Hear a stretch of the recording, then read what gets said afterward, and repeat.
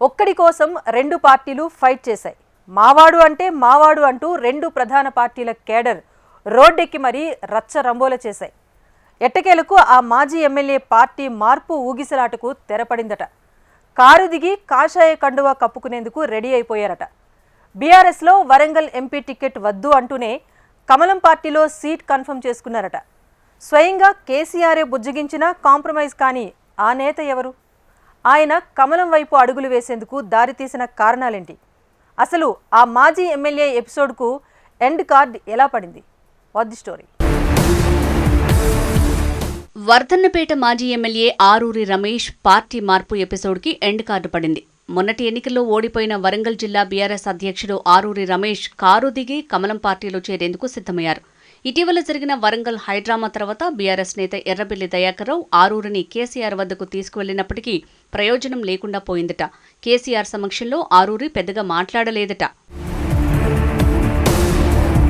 ఎప్పుడో పార్టీ మారాలని డిసైడ్ అయ్యారో ఏమో కానీ మొదట్లో తాను వరంగల్ ఎంపీగా బీఆర్ఎస్ నుంచి పోటీ చేయడానికి సుముఖంగా లేనట్టు చెప్పారట ఆరూరి రమేష్.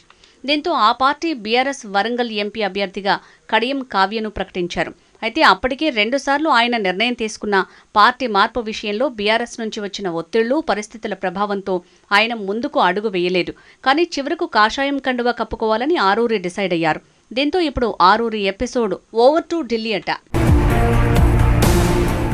ఆరూరి బీజేపీలో చేరటం వెనుక మంత్రి కిషన్ రెడ్డి కీలక పాత్ర పోషిస్తున్నారు. ప్రధానంగా బీజేపీ అభ్యర్థుల ఎంపిక విషయంలో వరంగల్కు నాన్ లోకల్ అభ్యర్థిని తీసుకురావటం మైనస్ అవుతుందనే ఆలోచనలో ఆరూరి కోసం పార్టీ ప్రయత్నాలు చేసిందే.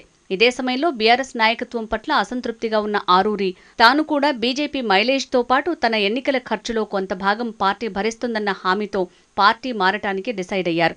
బీఆర్ఎస్ వరంగల్ జిల్లా అధ్యక్షుడిగా ఉన్న ఆరూరికి అటు వర్ధన్నపేట, ఘన్పూర్, వరంగల్ తూర్పు, వరంగల్ పశ్చిమ నియోజకవర్గాల్లో మంచి పట్టుండే.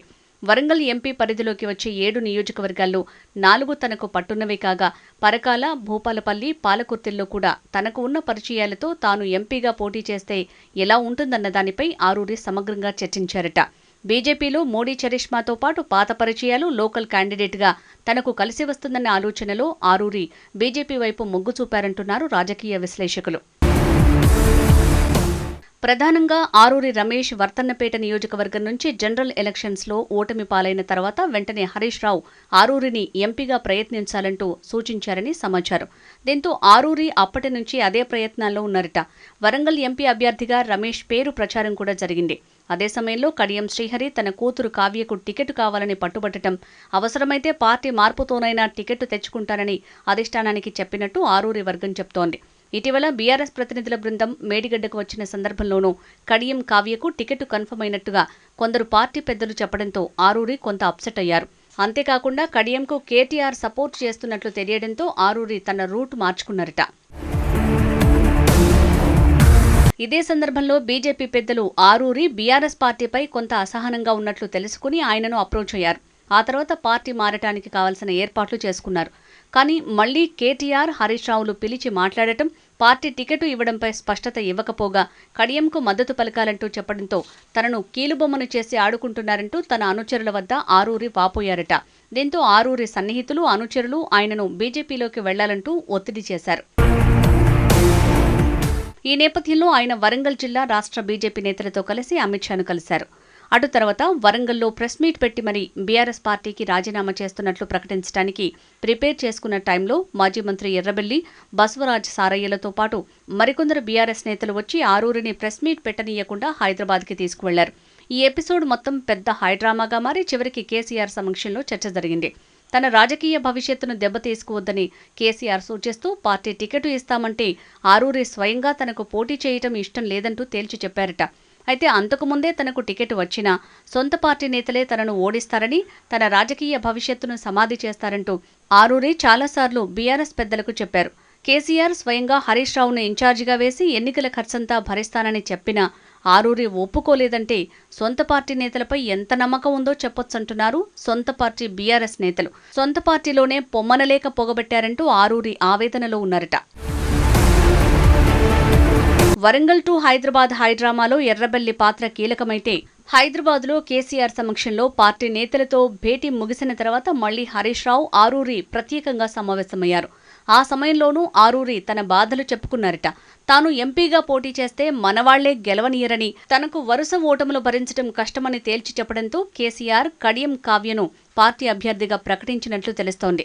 అదే సమయంలో బీజేపీ రిలీజ్ చేసిన లిస్టులో వరంగల్ అభ్యర్థిని పెండింగ్లో పెట్టడంతో పాటు కిషన్ రెడ్డి మరోసారి ఆరూరిని సంప్రదించి తాను అధిష్టానంతో మాట్లాడి అవసరమైతే ఢిల్లీలో లేదా హైదరాబాద్లో పార్టీలో చేరటానికి కావలసిన ఏర్పాట్లు చేస్తాను అనడంతో తన సన్నిహితులు కొందరితో ఆరూరి పార్టీ మార్పుపై ఫైనల్గా చర్చించారు.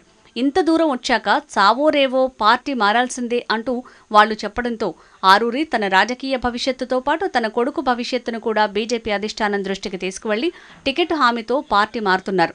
ఇటీవల కేసీఆర్తో భేటీలో కొన్ని ఆరూరి వ్యవహారాలపై చర్చ జరగడంతో ఒక దశలో వెనక్కి తగ్గిన ఆరూరి బీజేపీ నుంచి తాను గెలిచినా ఓడినా కాపాడుకోవాలని కిషన్ రెడ్డికి చెప్పి పూర్తి భరోసా లభించిన తర్వాత కాషాయ దళంలో చేరాలని నిర్ణయించుకున్నారు. ఇలా ఒక పార్టీ నుంచి ఇంకొక పార్టీలోకి వలసలు ఇటీవల కామనే అయినా వరంగల్లో ఆరూరి రమేష్ ఎపిసోడ్ మాత్రం రాష్ట్ర వ్యాప్తంగా చర్చనీయాంశమైంది. ముఖ్యంగా పార్టీ మార్పుకు సంబంధించి ఆయన మాట్లాడుతున్నారంటూ వచ్చిన లీకుల నేపథ్యంలో బీఆర్ఎస్ నేతలు చేసిన హంగామాపై వరంగల్ ప్రజలు వివిధ రకాలుగా చర్చించుకుంటున్నారు. ఏ లీడర్ పార్టీ మారినా చెయ్యని హంగామా ఇక్కడే ఎందుకు చేస్తున్నారన్న చర్చ కూడా జరిగింది. మొత్తానికి ఈ ఎపిసోడ్ ఆరూరికి ఒక రకంగా ప్లస్ అయిందంటున్నారు విశ్లేషకులు. ఆరూరి బీజేపీలోకి చేరుతున్నారనే ప్రచారం జరగటం, పార్టీ టికెట్ వస్తుందన్న ప్రచారంతో పాటు ప్రజల్లో ఆయన పట్ల కొంత సింపతి వచ్చిందనే టాక్ వినిపిస్తోంది.